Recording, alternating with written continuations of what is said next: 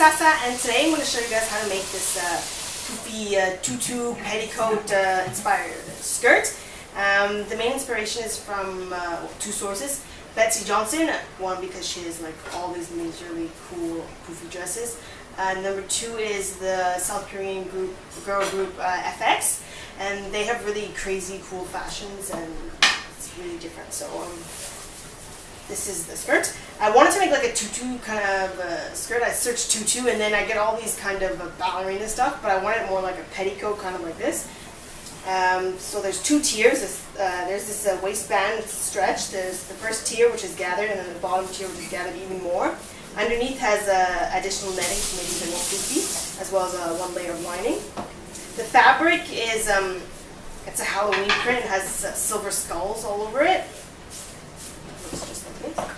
Dress, so you can see the fabric more better. So you can see all the skulls. Here's one layer, one layer. Here's a stretchy waistband with an elastic, wide elastic right here. The first tier, the second tier. Underneath we have one long layer of netting, tulle is also called. It's helped to stiffen it up, and then we have another shorter layer down here, and then the black is what's sewn onto. This is the lining.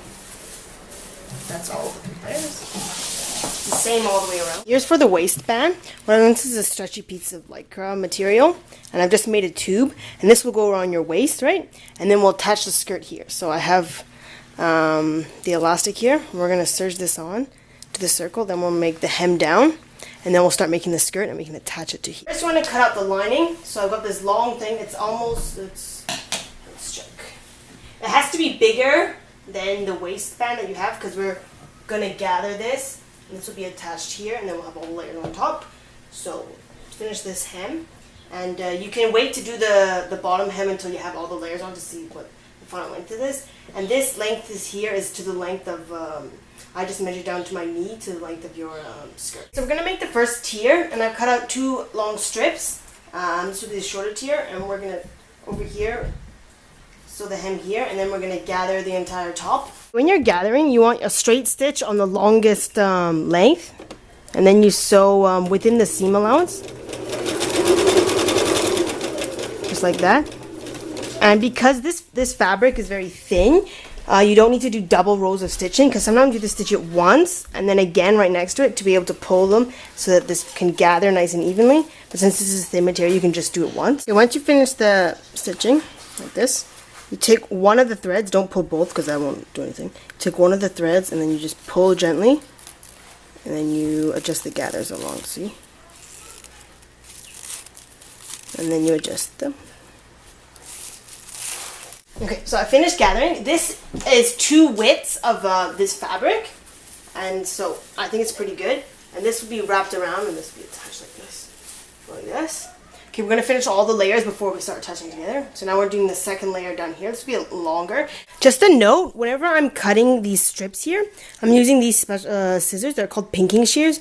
You see how they have like these jagged zigzag teeth, and that way it helps to stop the fraying. See, over here I didn't, because it was the end of the roll, so when you gather it, it starts to fray a lot, and you don't want anything to come undone. Now what we're going to do is we're going to attach the top layer, so this is the circle now, to the top waistband as well as the lining. So now you've sewn this part on. You can see, here's the skirt. The lining, don't worry about the length, because later we'll get the correct length after we put the second layer on. Full width of the bottom tier is 7 widths of my fabric, and compared to the top is only 2 widths. So look, check how long this is. Going, more. Wow! It's almost like double my height. Did the second layer on, looks like this. Forget about the lining, we'll do that last, right?